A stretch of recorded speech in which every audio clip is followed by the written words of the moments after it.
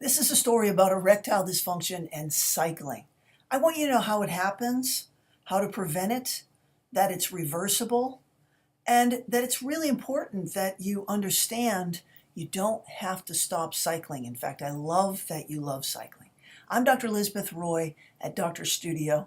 My medical partner, Amelia Ripoll, has put this beautiful presentation together that I have the pleasure of giving you today. And I really hope that you enjoy the information. I'm just going to jump right in. You see, it really is all about blood flow, but there's a lot to what happens to actually achieve this blood flow. And bicycling is a terrific way to improve your health. Certainly, it's important to avoid heart disease and diabetes. We know that exercise and good healthy living avoids cancer as well. So there are lots of health benefits to cycling. It's a terrific way to get around.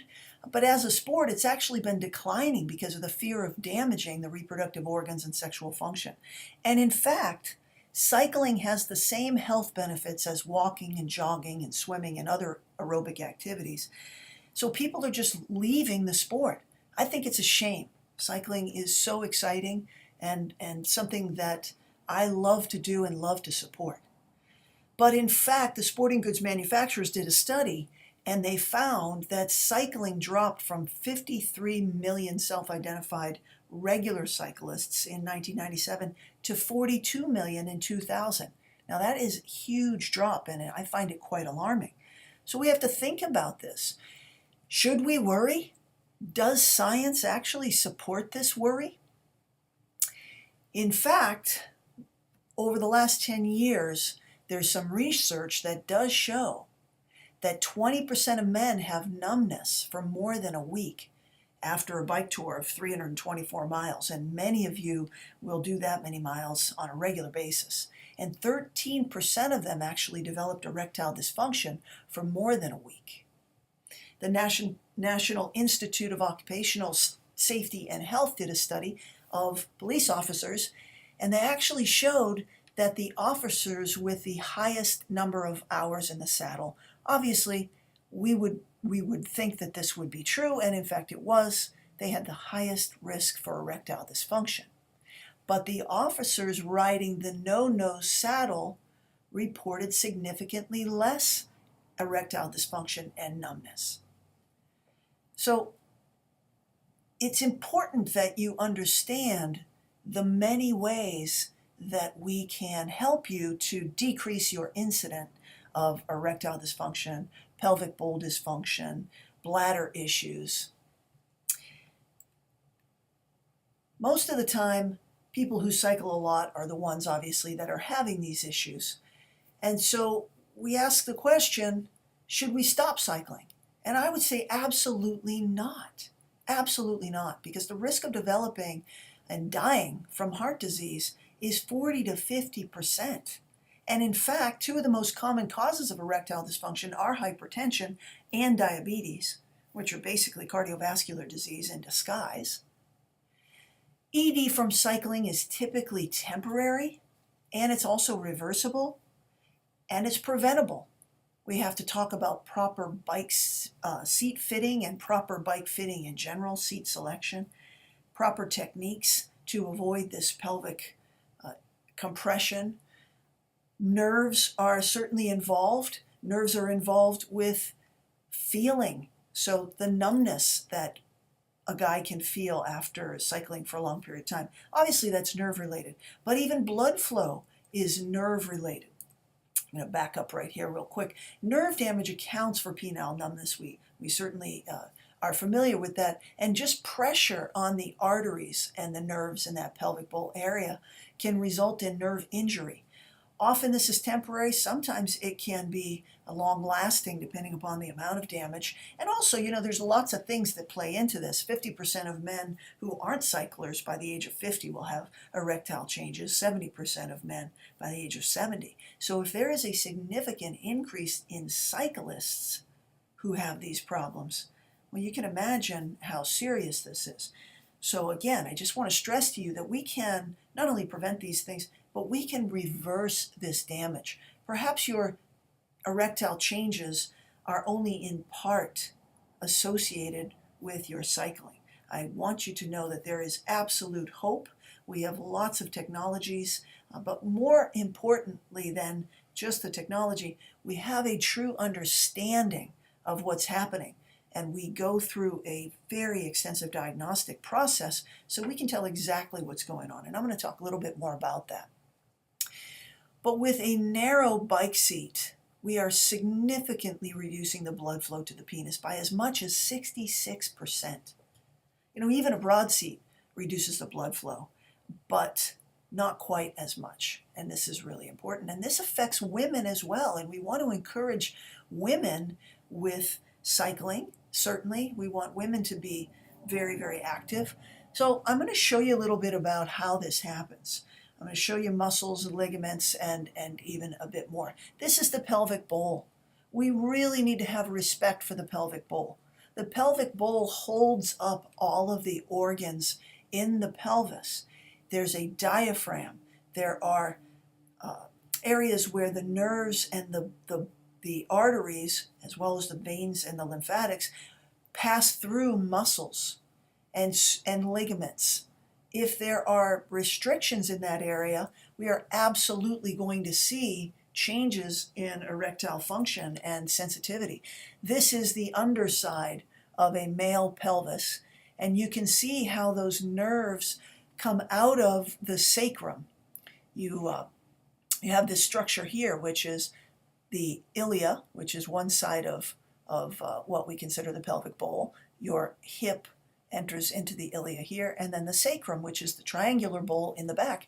And all of the nerves that innervate the pelvis, the leg, all the way down to the foot come out of this sacral structure. So if there is any sort of restriction here, any kind of restriction or muscle spasms or ligament restrictions up above is going to affect the way this moves. So all of these nerves and blood flow that comes through this area can be affected. But even just pressure on this area, you can see how easily you're going to impinge these nerves and these blood vessels that come around and innervate that whole pelvic bowl area and the penis.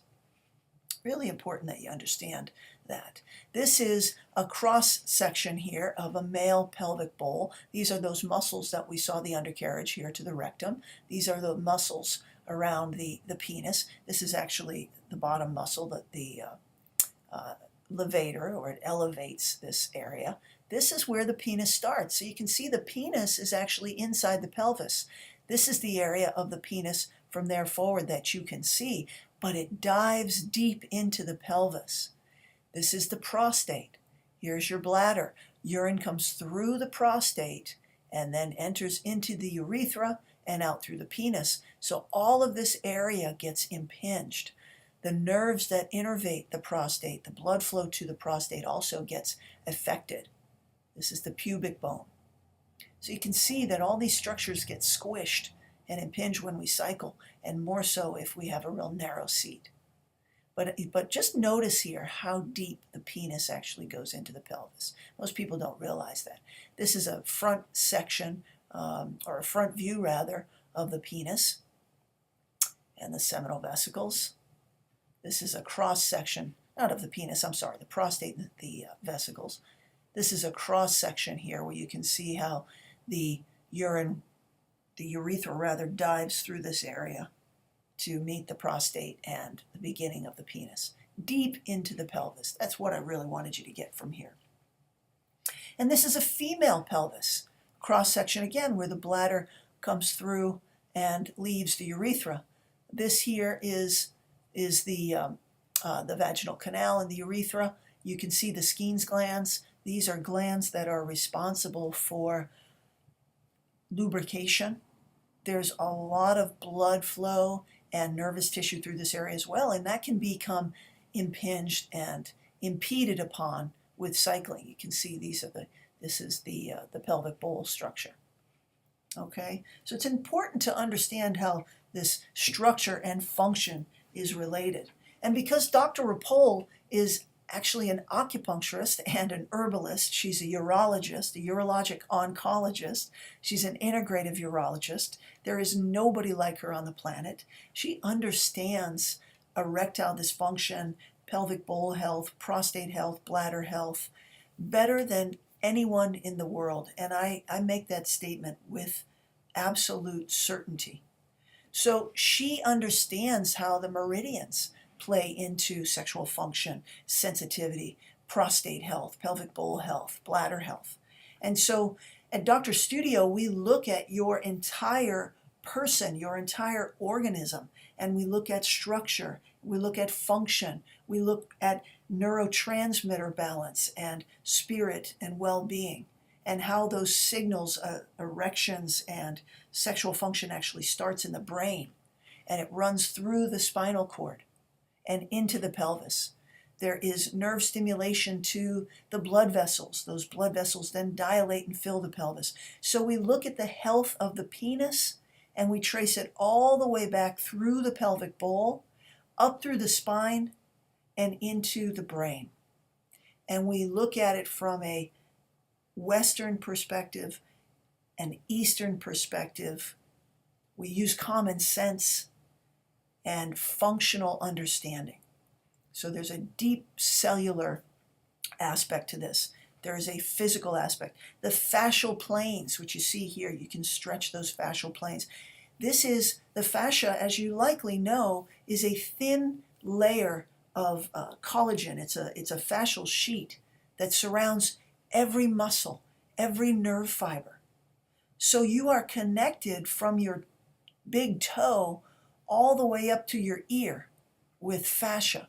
These fascia can become restricted from sitting in the seat, from having bad form, from driving in a car, from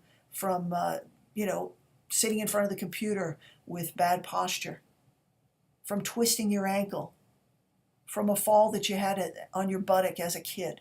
There's so many ways that this fascia can become restricted, and that creates structural restrictions in motion, which then lead to functional problems.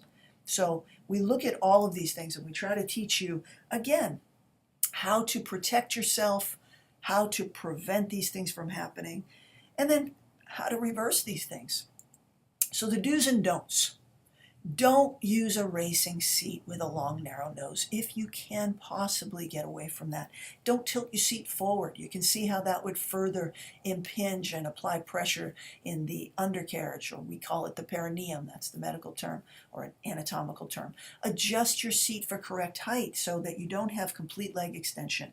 This will relieve pressure on your perineum. Adjust the handlebars so you can sit more upright. Become a fidgeter or shift around in your seat. Change positions frequently. Stand up a bit if you can. Try to relieve pressure on the perineum. Take breaks if you're doing long rides. Okay, and shift and stand. And again, common sense. We can certainly blame a lot of this on your bike seat. Try the groove seat. This can alleviate pressure, and you can feel better. Though, as we know, any sitting for a long time can be problematic. Oxygen to the penis is super important.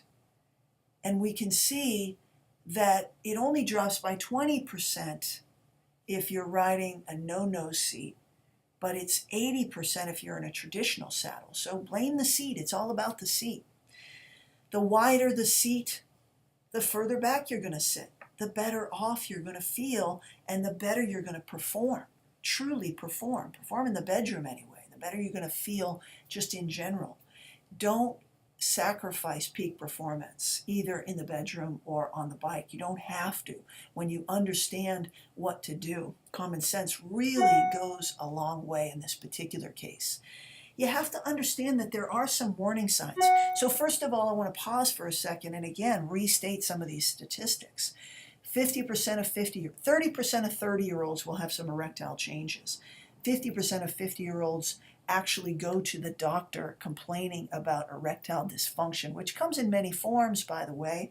On a different lecture, we'll go ahead and teach you a lot about Erectile dysfunction is just a symptom.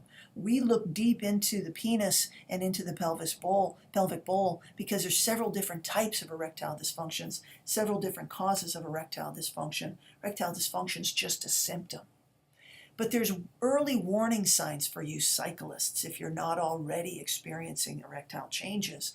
These early warning signs that are associated with your biking are numbness and tingling. If this happens, get off your bike. If this continues, come in to see us. Think about switching it up a little bit, maybe making bicycling part of a cross-training type of a routine. All right? Because it's important. It's super, super important. There is always hope.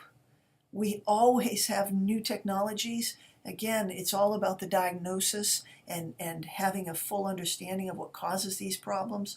Most people don't. Most doctors don't. I see men here that have been treated for erectile dysfunction for 20 years, and nobody asked the question why. We ask the question why, and then we actually very quickly determine the answer to that question so that we can truly get together to create a solution to the problem. So the Journal of Urology just recently, 2017, compared cyclists, swimmers, and runners. And they actually found that cyclists had no more urinary or sexual health problems than swimmers or runners. So there you go. I mean, this is everywhere. But they did have about twice the incidence of urethral strictures. So problems with urination, problems with that structural change due to pressure on the perineum. So getting out of the saddle frequently actually significantly reduces this. Again, the statistics that I quoted you are based on sound data that we have collected through the Massachusetts Male Aging Study on Sexual Dysfunction. This is a very, very well-known study. So again, erectile dysfunction is just a symptom. It's defined by having a problem either achieving an erection, maintaining an erection, or both. It doesn't have anything to do with libido, which is desire for sex. So when you count those guys in, this is a really big problem. We need to understand what the problem is. It's not hard to fix. It's not hard to fix your libido. It's not just about testosterone. There's a lot that goes into this.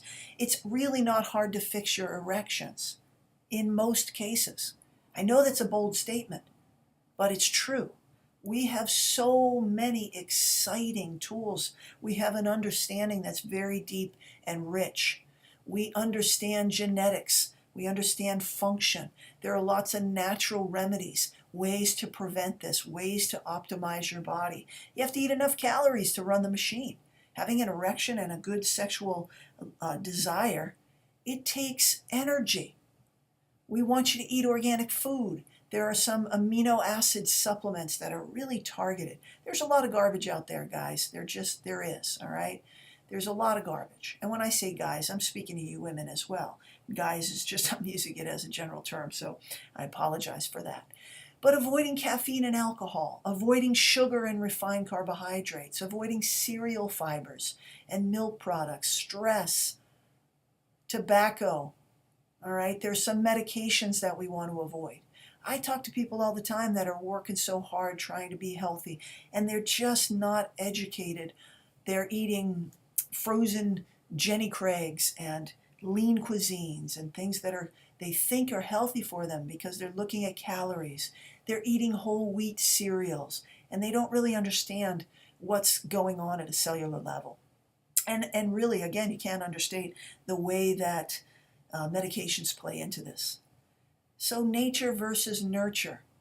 Most of it is nurture. Most of it is what you do. We check some genetics, some really important genetic markers, because we can manipulate those things now. We can overcome those genetic obstacles. But most of it's what you do with it.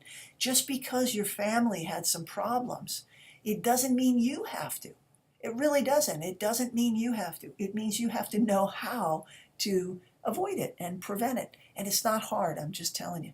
This is an illustration that just shows you how the spinal cord ties into all of this. So lower back pain, or even thoracic pain, any sort of back discomfort, poor form on your bike, sitting upright and having a very, very healthy flow through the spinal nerves and even spinal fluid flow, having muscles that aren't in spasm. Any chronic type of pain is going to absolutely relate and translate to erectile problems. There's even liver detoxification or toxification, really. Detox is what we're trying to do. There are natural detox pathways that we need to feed and we need to understand. And there are things that not only make the liver toxic itself, but slow down this phase 1 and phase 2 of liver detoxification. There's some genetic slowdown of this as well. So again, we check these markers when we know what they are. It's not hard.